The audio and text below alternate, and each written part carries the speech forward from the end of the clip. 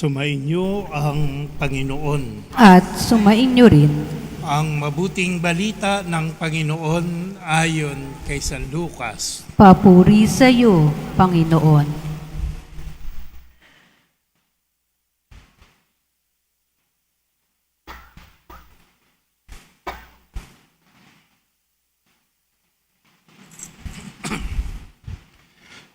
Noong panahong iyon, nagpatuloy si Jesus sa kanyang paglalakbay. Siya'y nagtuturo sa bawat bayan at nayon na kanyang dinaraanan patungong Jerusalem. May isang nagtanong sa kanya, "Ginoo, kakaunti po ba ang maliligtas?" Sinabi niya, "Pagsikapan ninyong pumasok sa makipot na pintuan. Sinasabi ko sa inyo, marami ang magpipilit na pumasok, ngunit hindi makapapasok. Kapag ang pinto'y naisara na ng puno ng sambahayan, magtitiis kayong nakatayo sa labas at katok ng katok. Sasabihin ninyo, Panginoon, papasukin po ninyo kami." Sasagutin niya kayo, "Hindi ko alam kung taga saan kayo." At sasabihin ninyo, "Kumain po kami at uminom na kasalo ninyo at nagturo pa kayo sa mga lansangan namin." Sasabihin naman ng Panginoon, "Hindi ko alam kung taga saan kayo. Lumayas kayo sa akin. Lumayo kayo sa akin, kayong lahat na nagsisigawa ng masama. Tatangis kayo at mangangalit ang inyong ngipin kapag nakita ninyong nasa kaharian ng Diyos sina Abraham, Isaac at Jacob at ang lahat ng propeta, at kayo na may ipagtatabuyan sa labas. At darating ang mga tao buhat sa silangan at kanluran, sa hilaga at timog, at dudulog sa hapag ng kaharian ng Diyos. Tunay ngang may nahuhuling mauuna at may nauunang mahuhuli."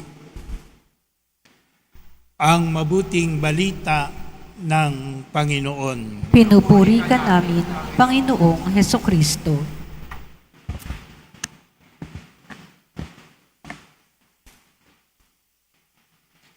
Magandang gabi po sa inyong lahat. Pakibati naman ang inyong mga kasama.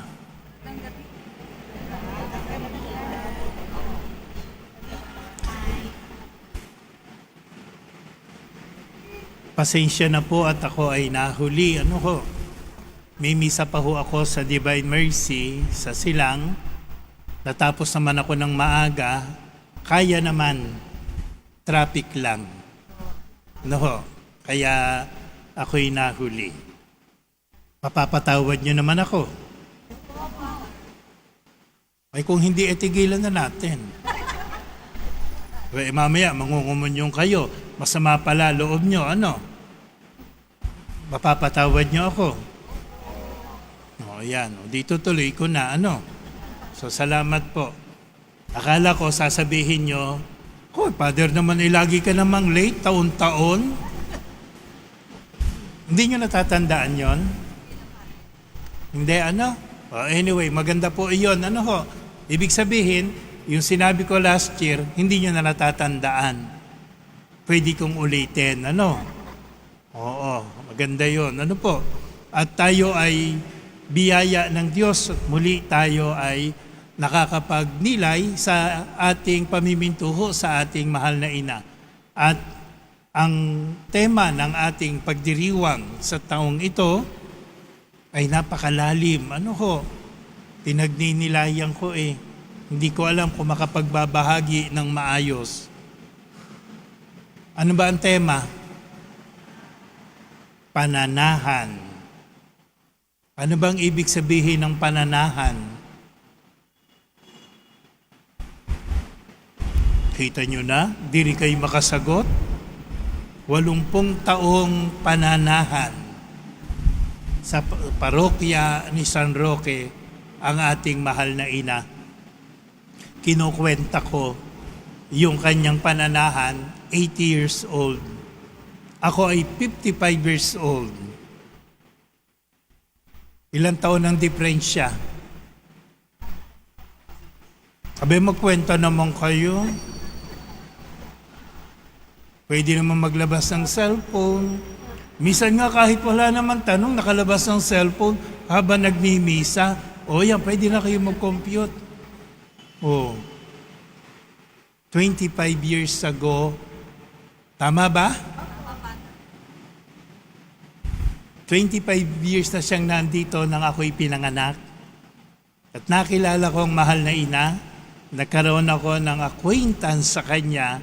Siguro ako ay mga 10 taong gulang na yon, no? At malimit ko nga sinasabi, dinadala ako dito ng lola ko, dito sa kanyang mga kamag-anak, taon-taon. Kaya halos taon-taon, simula nung ako'y magkamalay, ay dumadalaw dito sa ating simbahan, no? Yung maliit pa nating simbahan na naging bahagi na ng buhay ang simbahan na ito. O sabihin na natin, for 40 years of my life, bahagi na rin ng buhay ko ang simbahan na ito. Lalo na nung ako'y nag-aral sa St. Joseph College. Talagang hindi maaring hindi ka dadaan dito. Hindi maaring hindi ka sisilip. Yung dating simbahan, nasa side altar ang birhen, kahit nasa labas ka, masisilip mo ang mahal na ina. O, masaya na ako nun. Kahit wala akong isasagot sa aming exam, kahit wala akong isasagot sa aming recitation, pag nakita ko ang birhen, inspired na akong pumasok. At kapag katapos ng klase, hindi maaring hindi rin sisilip sa mahal na ina na para bang sinasabing, uuwi na ako. No? Yun yung aking routine for 4 years na ako'y nag-aral ng college. Hindi naman ako bumaksak, awa ng Diyos. Kaya 4 na taon, mas lalong lumalim ang aking ugnayan sa mahal na birhen. At yun din naman ang nagdala sa akin para sa aking buhay, humarap man sa mga sabi nga'y pagsubok, lalo tigit nung ako'y pumasok ng seminaryo, dala-dala ko ang kanyang larawan, no, doon sa aking kwarto. At kahit nung ako'y lumabas sa seminaryo at tumaharap sa bagong yugto ng buhay, siya pa rin ang aking laging kasama. Bagamat may mga panahong hindi ako nakararating dito, may mga panahong hindi ako nakakasilip ng piyesta dahil nga matraffic, no? At iba naman talaga ang traffic noon. Kaya hindi ako nakakadalaw, pero hindi ko hinahayaang lilipas ang 1 taon na hindi sisilip dito sa tahanan ng mahal na ina. At nung ginagawa rin ito, ganoon din. Sapagkat alam mo kung saan tatakbo, alam mo kung saan ka pupunta. Kapag ika'y pagod, kapag mayroon kang pinagdaraanan, hahanap tayo ng lugar na kung saan tayo ay mamamalagi. Maganda yung salitang pananahan. Hindi lamang ito isang lugar, kung hindi ito'y isa ring magandang ugnayan. At sabi nga, ang pananahan nasa salitang ugat, tahanan, nananatili. And when we stay at a home, we are being what? At peace. Ano ba mayroon ng tahanan? Nandoon din yung salitang ugat sa tahanan. Tahan na. Tahan na. Kailan natin sinasabi yung tahan na?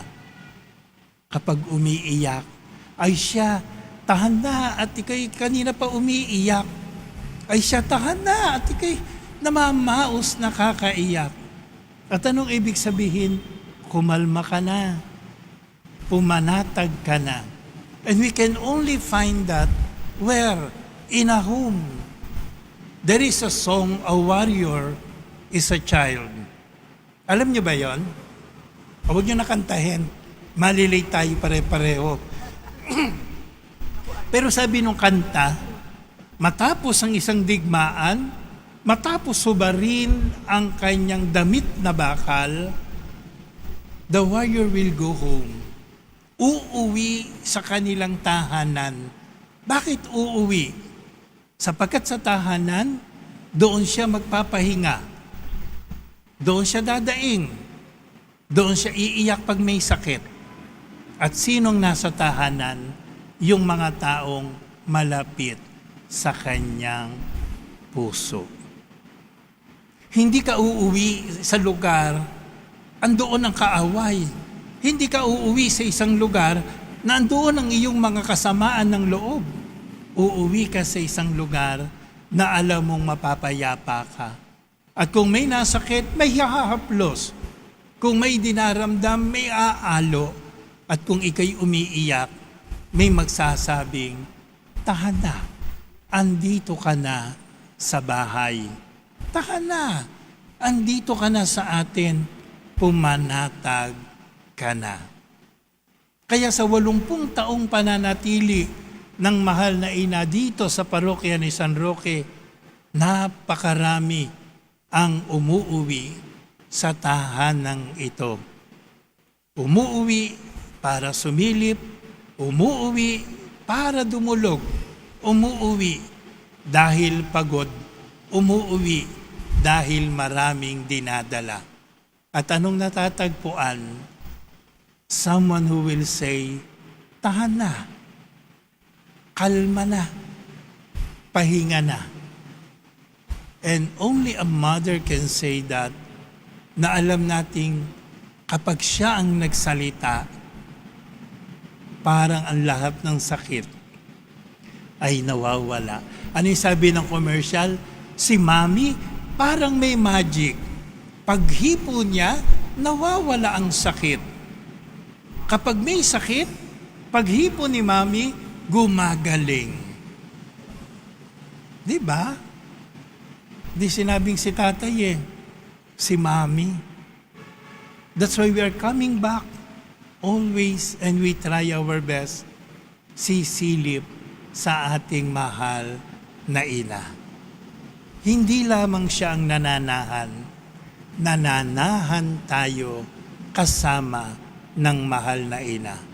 At nananahan sa bawat isa ang presensya ng mahal na Birhen.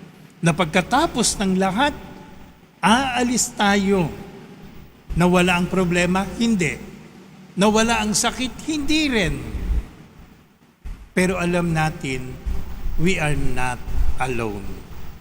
And after that, haharap tayo. Mapapagod na naman. Mahihirapan na naman. Haharap na naman sa mga pagsubok.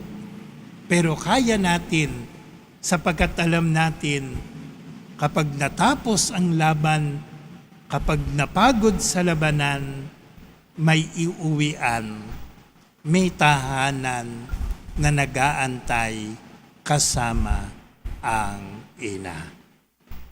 Kaya sana sa ikalawang araw ng ating pamimintuho, ay magandang makita rin natin ang paalaala ng Ebanghelyo para sa atin. Ang tanong kay Jesus, marami po ba o kakaunti po ba ang maliligtas? But the answer of Jesus is not about the number. Ang sagot ni Jesus, pagsikapang makapasok sa makipot na pintuan, ang layo ng sagot. In the first place, hindi marami, hindi ko konti. The mission of Jesus is to save all of us. At nais ng Diyos, ang lahat ay maligtas. And it happened. Naligtas tayo ni Jesus nung siya'y mamatay sa krus. Hinango sa kamatayan nung siya'y muling nabuhay. Lahat ay itinalaga para sa Kanya. But at the end, it is our choice Are we willing to be saved? Are we willing to be with Him in heaven? We have been given the salvation and we are being saved. Pero ikaw, gusto mo bang umuwi sa tahanan ng Diyos? Gusto mo bang manahan sa piling ng Diyos? Kaya sabi ni Jesus, pagsikapan ninyo, makipot ang pintuan. Huwag kayong magdala ng maraming baggage. And do not attach so many things in yourselves. Kasi ang nilikha ng Diyos, ikaw. Yung anak niya, tinawag niyang anak. Tayo yun. Hindi niya nilikha yung isang taong masungit, yung isang taong mataray, yung isang taong makasarili, yung isang taong madamot. Hindi yun ang kanyang nilikha eh. Ang nilikha niya ayon sa kanyang larawan. Nadungisan ng kasalanan, pero hinango ni Jesus, binawi ni Jesus. Kaya yung papasok sa makipot na pintuan, yung anak ng Diyos na kanyang itinuring, na walang pagkukunwari, walang kayabangan, walang pagmamalaki, kung hindi siyang siya, may kababaang loob, nagmamahal, nagmamalasakit, marunong umunawa, marunong magpatawad. Makakapasok, walang dalahin. Kaya ngayon ang pinapaalaala sa atin, we may have our devotion, we may be faithfully attending na nobina, and every year we are here to have our devotion to Our Lady. Pero sabi nga ni Jesus, hindi ko kayo kilala.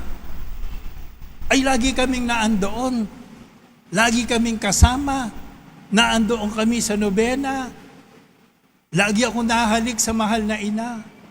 Ay sabi ni Jesus, lumayo kayo, mapaggagawa ng masama.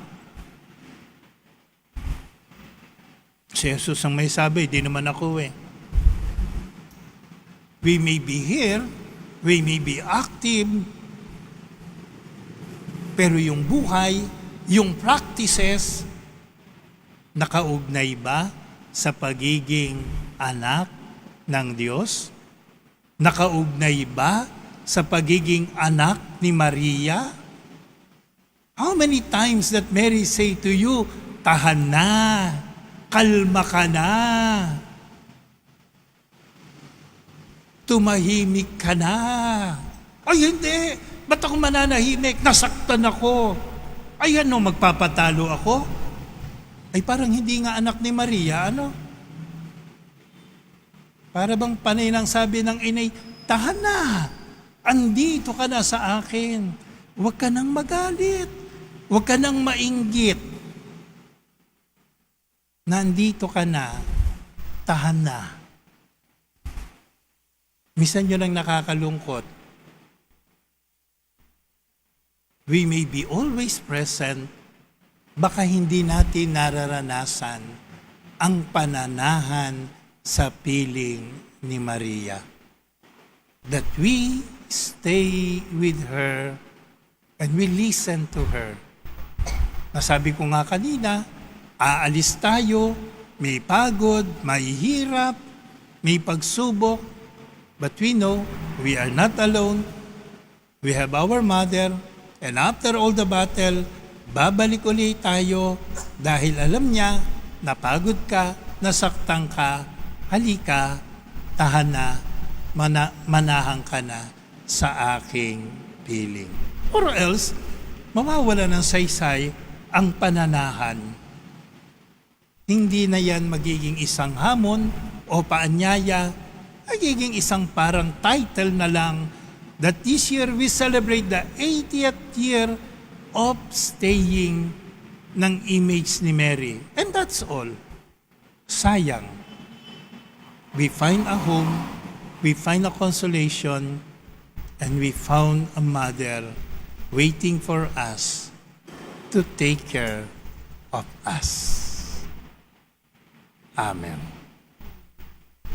Maraming salamat po sa ating rektor, Cura Paroko at aming Episcopal Vicar, Father Michael Reuben Cron, na makasama at makaisa sa paghahanda sa kapistahan ng Mahal na Birhen. Salamat po at lagi akong may slot, no? Laging mayroong bahagi sa kanyang pagdiriwang. Kaya ako'y natutuwa at laging nakakauwi sa tahanan ng ating Mahal na Ina. At nakakatuwa din ang tahanan ng Mahal na Ina ay unti-unting naaayos. Ano ho? May awa ang Diyos, kisame naman. No ho? Tango naman. Parang ayaw nyo na. Oh, okay. Dati walang altar, ngayon meron na. Kisame naman. May awa ang Diyos. No ho? Ang mahalaga, tayo ay sama-samang nananahan sa tahanan ng ating Mahal na Ina. Ano ho, pasensya na kanina at ako ay hindi ako sanay ng ganong kabagal eh. Ano ho? Oo, kaya ako'y nauna na, baka malimutan ko kung bisita, So, pasensya na kanina, ha? Oo, pero bilis-bilisan nyo rin, late na ako kanina eh. No po. So, maraming salamat po. Tayo pong lahat ay tumayo, ating parangalan, ang Mahal na Birhen, Soledad ng Portabaga, awitan natin ang Reyna ng Cavite.